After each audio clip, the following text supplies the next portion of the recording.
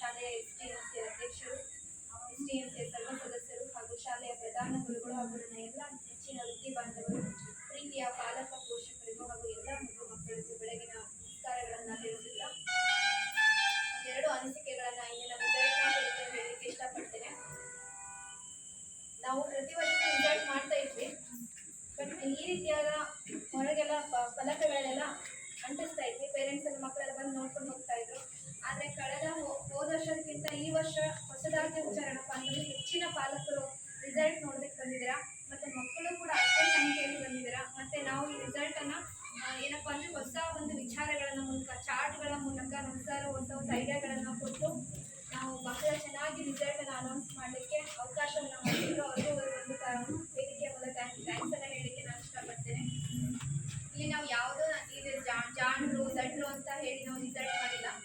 ಆ ಮಗುವಿನಲ್ಲಿ ಏನು ಕೌಶಲ್ಯಗಳಿದೆಯಲ್ಲ, ಆ ಮಗುವಿನ ಬೌದ್ಧಿಕ ಮಟ್ಟ ಹೇಗಿದೆ, ಆ ಮಟ್ಟಕ್ಕೆ ತಕ್ಕಕ್ಕೆ ಅನುಗುಣವಾಗಿ ನಾವು ರಿಸಲ್ಟನ್ನು ಕೊಟ್ಟಿರ್ತೇವೆ ಅಂತ ಹೇಳ್ತಾ ಮಾತನಾಡಲಿಕ್ಕೆ ಅವಕಾಶ ಮಾಡಿಕೊಟ್ಟಂತಹ ಸರ್ವರಿಗೂ ವಂದಿಸ್ತಾ ನಾನೆರಡು ಮಾತುಗಳನ್ನು ಮುಗಿಸ್ತಾ ಇದ್ದೇನೆ.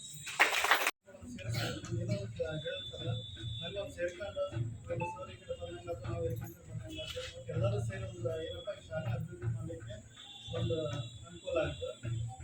ಏನಪ್ಪ ಅಂದ್ರೆ ಈಗ ನೋಡ್ರಿ 8ನೇ ಕ್ಲಾಸ್ ಈ ವರ್ಷದ ಮಾಡೋದು 105 ವರ್ಷದ 8ನೇ ಕ್ಲಾಸ್ ಆಗ್ತದೆ ಅನ್ನೋದು ಭಾವನೆ ಇಲ್ಲ.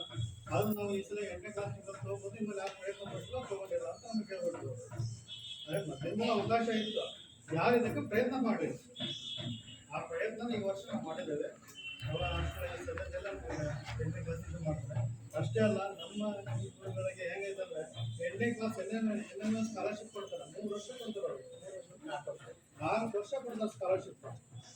ಅಂದರೆ 9th 10th PUC second year 4 ವರ್ಷ, ಒಂದು ವರ್ಷಕ್ಕೆ 12,000 ರೂಪಾಯಿ ಅಂತಂದು ಕೊಡ್ತಾರೆ. 8ನೇ ಕ್ಲಾಸ್ ಒಂದು ಎಕ್ಸಾಮ್ ಪಾಸ್ ಆದ 8ನೇ ಕ್ಲಾಸಲ್ಲಿ ಎಲ್ಲನೇ ಕ್ಲಾಸ್ಗೆ ಫಸ್ಟ್ ಅವ್ರು ಬಂದ ಅವರಿಗೆ ಸ್ಕಾಲರ್ಶಿಪ್ ಪ್ರತಿ ವರ್ಷ 4 ವರ್ಷ ಬರ್ತಾರೆ. ಇದಕ್ಕಾಗಿ ಕೋಚಿಂಗ್ ನಮ್ಮಲ್ಲಿ ಎಷ್ಟೊಂದು ಕಡೆ ಇಲ್ಲ, 60 ಆಮೇಲೆ ಕಳಿಸ್ತಾರೆ. ನಮ್ಮದನ್ನು ಕಳಿಸಿದ್ದು ಹೇಳ್ಬೇಕಂದ್ರೆ ಕಳಿಸಿದ್ದೆ, ಅವನು ಸ್ಕಾಲರ್ಶಿಪ್ ತಗೊಂಡ, ಇವರು ಕೋಚಿಂಗ್ ಕೊಟ್ಟರು, ಅವನಲ್ಲಿ ಕೋಚಿಂಗ್ ತಗೊಂಡು ಅವನು ಗೆಟಲ್ ಆಗಲ್ಲ, ಅವನು ಸ್ಕಾಲರ್ಶಿಪ್ ಬರ್ತಾ ಇದೆ. ಹಾಗೆ ಎಲ್ಲ ಮಕ್ಕಳಿಗೂ ಈ 8ನೇ ಕ್ಲಾಸ್ ಅಂತ ಎவ்வளೋ ಇಷ್ಟು ಸ್ಕೂಲ್ ಇದ್ರು ಸ್ಕಾಲರ್ಶಿಪ್ ಏನಿಲ್ಲ. ಎಲ್ಲ ರೊಕ್ಕ ಖರ್ಚು ಮಾಡೋಕ್ಕಂತಾರೆ ಫ್ರೆಂಡ್ಸಿಗೆ, ರೊಕ್ಕ ಬರಂಗೆ ಮಾಡೋಕೆ ಹುಡುಗರಿಂದ ತೋರಿಸ್ತಾ ಇಲ್ಲ. ಯಾಕಂದರೆ ಇದೊಂದು ಏನಿದೆ ವ್ಯಾಪಾರ, ಶಿಕ್ಷಣ ಅಂತ ವ್ಯಾಪಾರ ದೃಷ್ಟಿ ಹೋಗ್ತಾರೆ. ಏನು ವ್ಯಾಪಾರ ದೃಷ್ಟಿ ಅಂತ ಏನಾಗೈತೆ, ಅವ್ರಿಗೆ ಕಮ್ಮಿ ರೇಟ್ ಕೊಡ್ತಾರೆ, ಅಂತ ಆ ಭಾವನೆ ಬಂದ್ಬಿಟ್ಟೆ. ಹಂಗೆ ಈ ಶಿಕ್ಷಣಕ್ಕೆ ಅವರು 6,000 ಫೀಸ್ ಬಿಟ್ಟು 8,000 ಫೀಸ್ ಬಿಟ್ಟು ಚಲೋ ಕಲಿಸ್ತಾರ.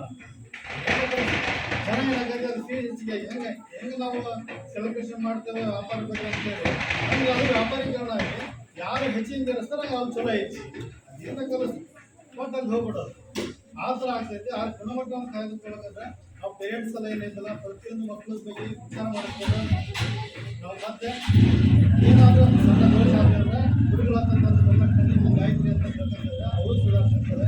ಮತ್ತೇನು ತಪ್ಪಂದ್ರೆ ಯಾಕಂದರೆ ತಮ್ಮ ಕಣ್ಣು ತಮಗೆ ಯಾರು ಮಾಡಲ್ಲ, ಇನ್ನೊಬ್ಬರು ತಪ್ಪು ಅವ್ರ ತಪ್ಪು ಅವ್ರನ್ನ ಇನ್ನೊಬ್ಬರಿಗೆ ಸ್ವಲ್ಪ ಅಡಿಬೇಕಂದ್ರೆ ಪ್ರೈಜ್ ಹೇಳೋದಂತ ಅಲ್ಲ, ಅದ್ರ ಬಗ್ಗೆ ಸ್ವಲ್ಪ ಮಾಹಿತಿ ಕೇಳಬೇಕು. ಹಂಗಾರೆ ಅವರು ಅಂತ ಹೇಳಿ ಈ ಥರ ಮಾಡ್ಕೊಂಡು ಬರ್ತಾರೆ. ಈ ಸಲ ಎಲ್ಲ ರಿಸಲ್ಟ್ ಚೆನ್ನಾಗಿ ಮಾಡಿದ್ದಾರೆ, ಕಾಂಪಿಟೇಷನ್ ಎಲ್ಲ ಮಾಡಿದ್ದಾರೆ. ನೀವೇನಂತ ಬಂದರೆ ಈಗ ಮಕ್ಕಳಲ್ಲಿ ಏನಾದಂದರೆ ನೀವು ಫಸ್ಟ್ ಗೆದ್ದವರಿಂದ ನಾವು ಹೋಗ್ಬಾರ್ದು ಅಂತಂದು ಕೇಳ್ಕೊಬೇಡ್ರಿ. ನಿಮ್ಮ ಸ್ಥಾನ ನೀವು ಕೇಳ್ಕೊಬೇಕಾಗುತ್ತೆ. ಯಾಕಂದರೆ ನಿಮ್ಮ ಪ್ರಯತ್ನ ಬರಲಿಲ್ಲ ಅಂದ್ರೆ ಮುಂದಿನ ವರ್ಷಕ್ಕೆ ಪ್ರಯತ್ನ